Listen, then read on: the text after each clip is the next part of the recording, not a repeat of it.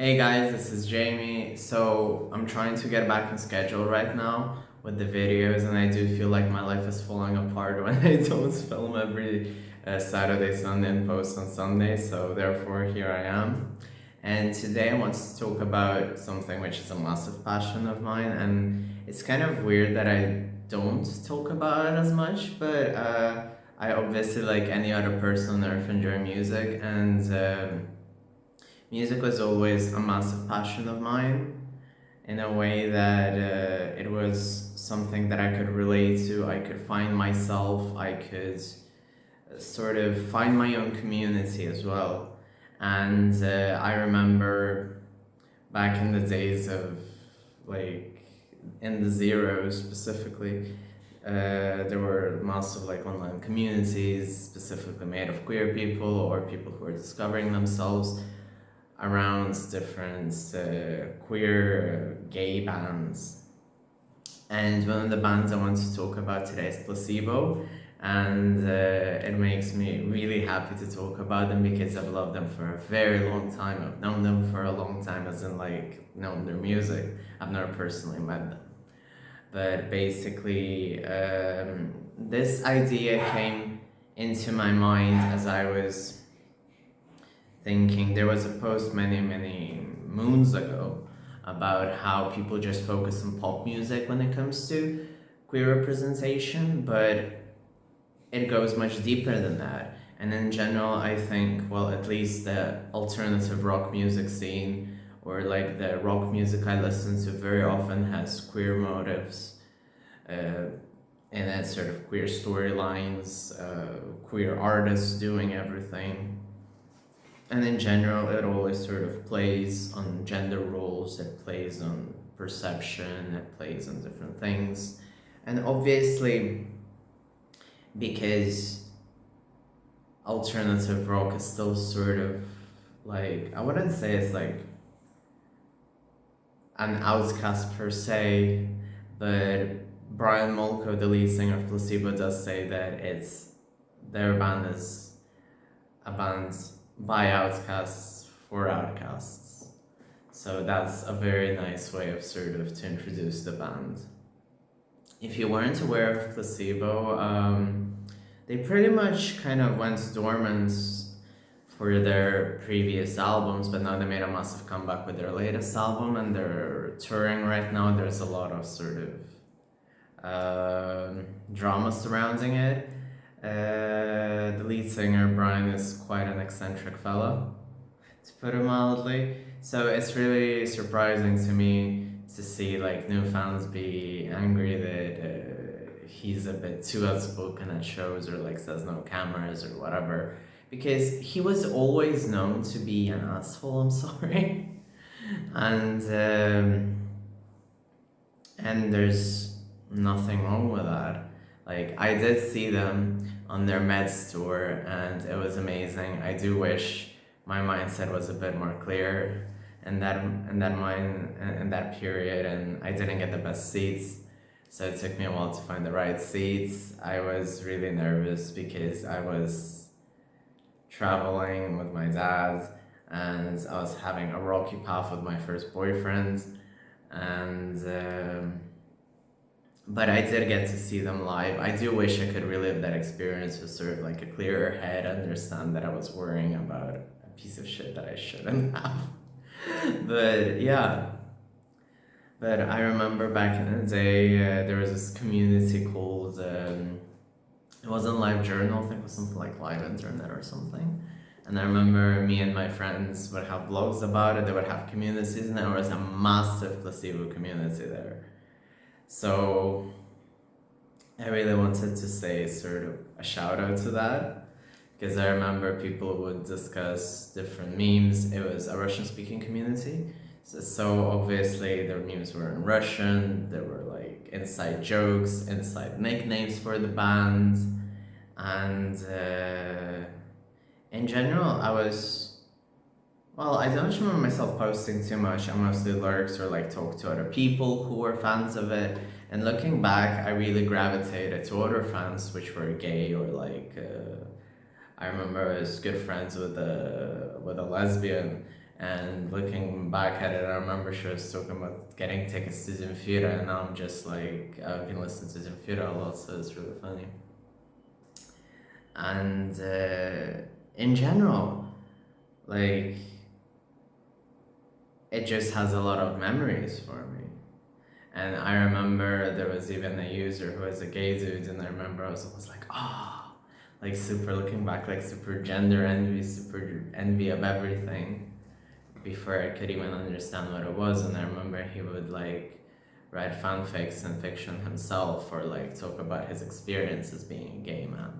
And in general, looking back at Eastern Europe in the zeros, it was a very interesting sort of time because we were getting more progressive in Eastern Europe, even though it was sort of like, of course, there homophobia and transphobia existed, but when it came to homophobia, it was an open topic. And I remember like there was like massive backlash, for instance, like the band Tattoo, which everyone knows factually. Well, I hope everyone knows at this point, otherwise I'll feel ancient. Um, they wanted to be in Moscow Pride, and the organizer said that we don't want them because, well, obviously they faked it for clout. But yeah, and also another interesting fact about Placebo. Um,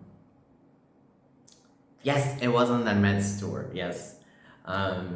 So my abusive sister, she went with her family to see the Placebo gig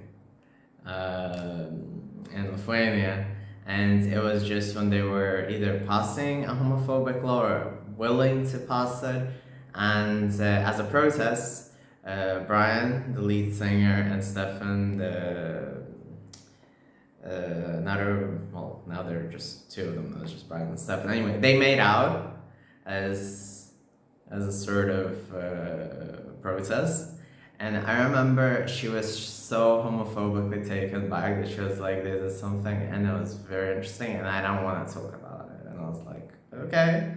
And then I remember I went online and everyone was just like, wow, they did this. And it was such an outrageous sort of cool thing how they protested. And I was really sad because it was in another city and I went to another city for their gig and they didn't do that. I'm like, but yeah, they were kind of, looking back, they were very sort of unapologetically, Brian is bisexual, Stefan is gay, and they were sort of very outspoken about their sexuality. And in the London scene as well, they were very outspoken about it. They were pioneers in their own way. And back in the 90s, Brian used to experiment a lot, well, in the zeros a bit as well, like with how he would dress up, sort of the whole Nancy boy image, with the longer hair, the dresses, the skirts, the drama, and everything. And he would dress up very androgynously. And someone pointed out, well, I don't use Tumblr that much these days. I just use it to post my links, really, or just scroll a bit. But I've heard that people do sort of look up to Placebo right now, and they're like, oh, Brian gives us gender envy and stuff. And yeah, Brian always looks great in my opinion. Well, most. Of course, he's had some disasters here and there, like everyone does, but they were a very important band, sort of, when I was growing up. And it was interesting because, like, even like abusive or like homophobic, transphobic family members would enjoy them, and they were the ones who introduced me to Placebo because they were so big and they were kind of like that bands that they still sort of made noise because they were so good, you know? So it was interesting. And I have a lot of sort of fun memories with Placebo. And I remember one of my childhood friends, actually, she wrote to me she got a signed poster by them. Like she ordered some limited edition poster, and she got like their signatures on it. And I remember she was like, "Thanks because you introduced me to them at the time." So I really felt sort of really taken back because I don't take compliments very well. But it was really nice to hear that.